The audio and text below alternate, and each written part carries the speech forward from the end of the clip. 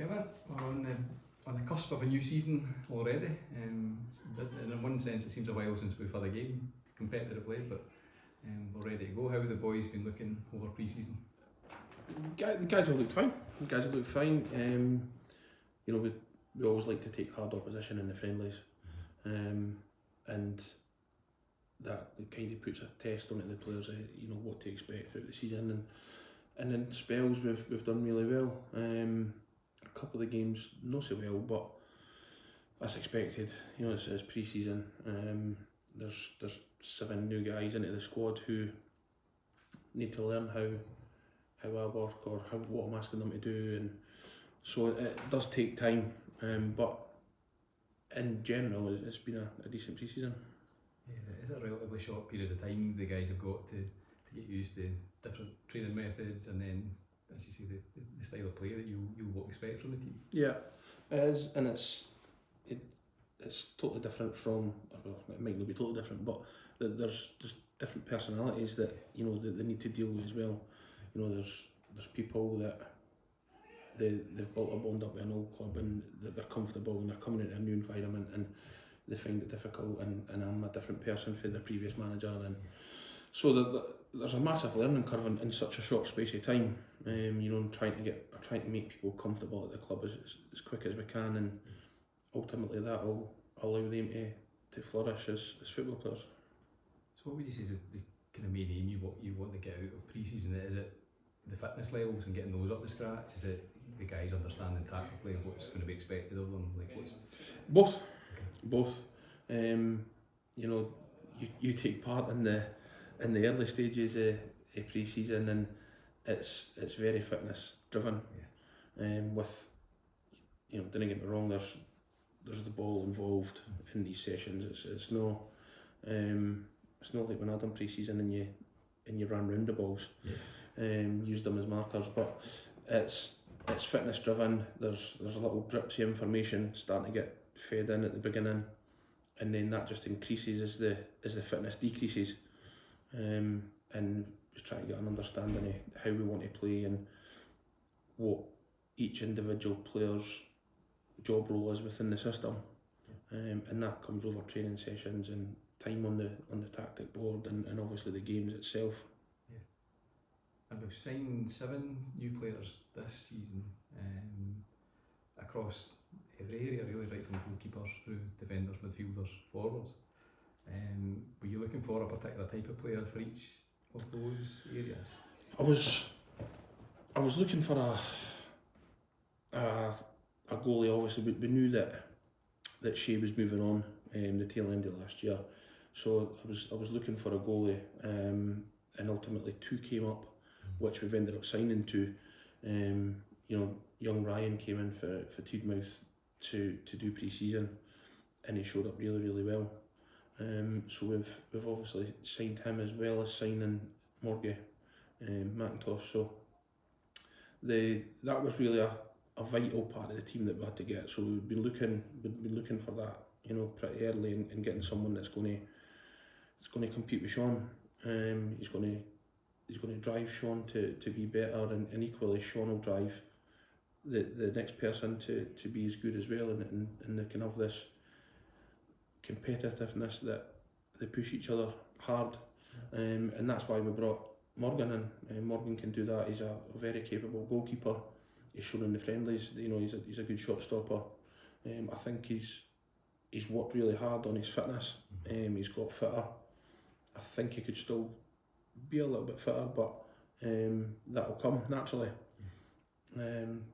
And like I said, we touched on Ryan coming really fit. He's got some bits he needs to work on aspect of his goalkeeping, but he's enjoying training and he's learning all the time, and he's improving. In a short space of time, he's improving. So that's the reason behind always having both goalies in. And then across the defence, midfield, attackers, just giving you more options. More options, yeah. Competitive options. We've brought in Mark McConnell and Ross Young from Civil Service Strollers. So both of these guys are vastly experienced in terms of playing the division higher than we're currently in. Young is not so experienced in terms of age. You know, he's got a fair bit catching up to do on Sparky, but he's experienced enough and he's shown his quality in the games so far. You know, you can see that he's played Lowland League level. You know, he's a good footballer, he's a tidy footballer, he's industrious, he leads by example in what a footballer should be doing in terms of training. So they were both the kind of vital parts to getting in. We wanted a couple of guys with that wee bit of experience that can help us improve on last year's finish. And then obviously there's the rest of the guys. You know, there's Mackenzie Lawler, who I worked with at Berwick Rangers. He come on loan from Hearts at the time when I was there, and he's a kid who lives locally, and I've tried to get him in for the last 2 seasons, and thankfully it's eventually turned out that he's here. But you know, he's such a natural football player, you know, a natural talent, very, very good in 1v1 situations. You know, if you can isolate a full back or isolate a centre half centrally and have Mackenzie have go at them at 1v1, you know, that's what he's good at. And then obviously there's Robbo, again, vastly experienced, you know, a guy who's been here before, scored a lot of goals everywhere he's been. Again, I worked with Robbo at Trinent, and I know what he can bring to the party, and it's goals and it's pace, and another one that's very, very good in the 1v1 situations. You know, he's very brave. He'll just go at people, and if he doesn't get any success, he'll go again and he'll go again. So, you know, we identified that we're looking for these players that can stretch a game and go in behind. Last year we were very good technically. We're, you know, technical football players who could pass the ball, and sometimes you need that different option that you can have somebody running behind. So that was the reason, you know, one of the reasons why we went to get Robbo in, so that we can vary our game up a wee bit. And then obviously this week we've had multiple offers for Michael Barfoot from Musselburgh. They've been pretty keen to get him since last Christmas, and that's eventually happened. You know, it was a deal that we felt was right for the club. It was a deal we felt was right timing for Michael and his personal circumstances, and Michael felt it was one that he had to look at, not for football reasons, for personal reasons or life reasons. So, you know, we reluctantly sold Michael, you know, this week, but before that happened we had to work hard and get a replacement for Michael, which we've done. And we've brought in young Forbes for Bonnyton Thistle on loan. So he's another industrious midfielder, as Michael was. You know, he works hard, he's good in the ball, he's technical. There's a couple of aspects of his game that Cammy and I have discussed, and we want to improve together. We want to help him improve these parts of his game. So we're all on the same page, and ultimately, you know, if these players do what I think they can do, then the team will improve.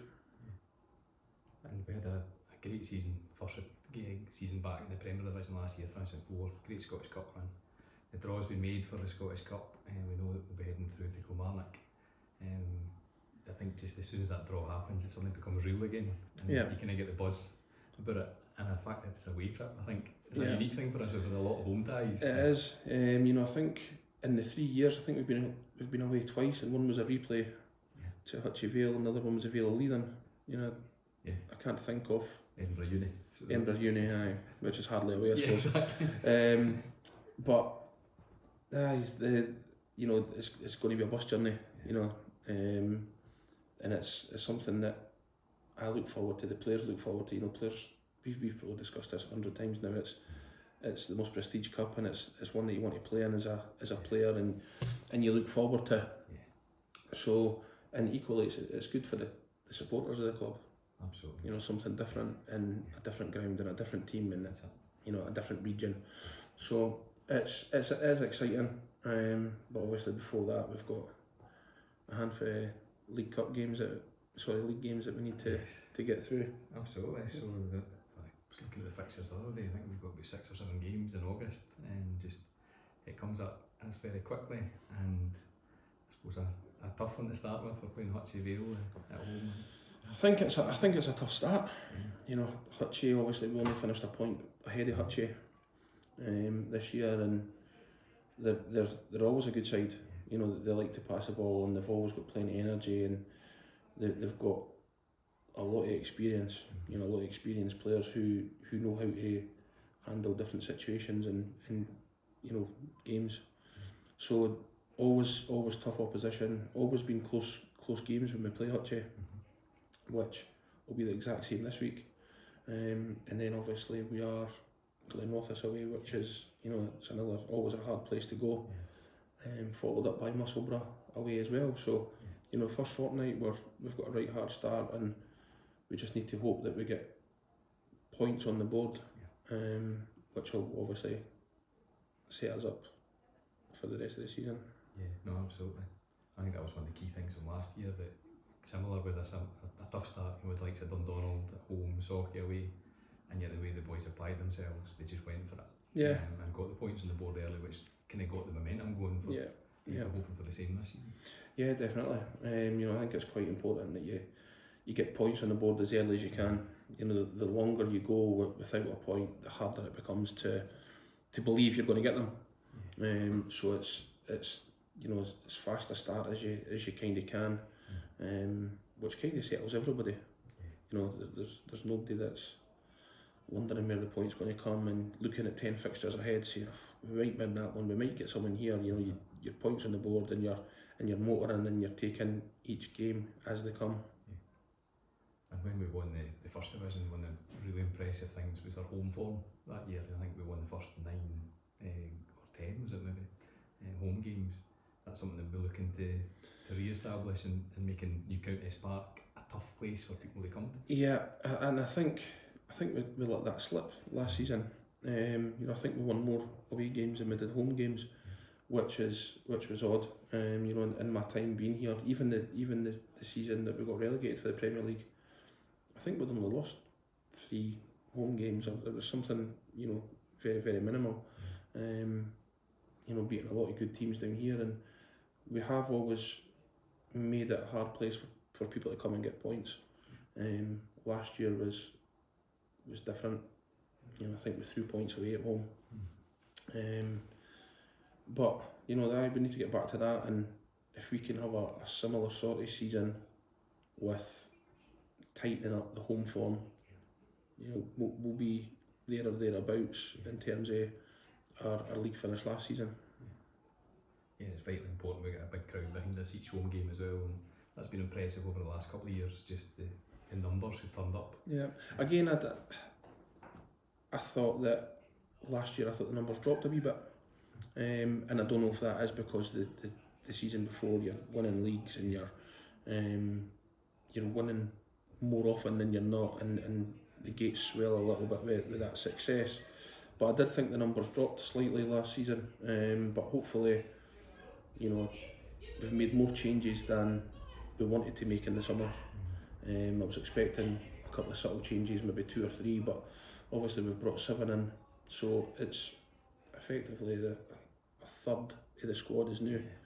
So, you know, it's exciting for supporters to come and see the new guys, and interact with the new guys, and watch them play football, and hopefully enjoy, you know, the performances that we can put on.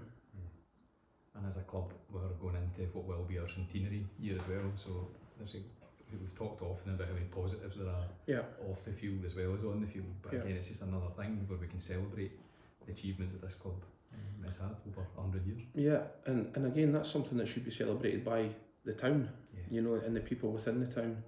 You know, maybe not so much celebrated by, let's just say, football people, but you know, as a town, they've had this long-standing affiliated club to the town, and you know, it's something that the town should really get behind, and hopefully it's another positive year, and something, like you say, that we can celebrate come the end of the season, and it's something that everybody's enjoyed. Absolutely. Well, we're all looking forward to it, and goes without saying, but we wish you all the best and we look forward to many victories and many chats over the coming months. Yes, hope so.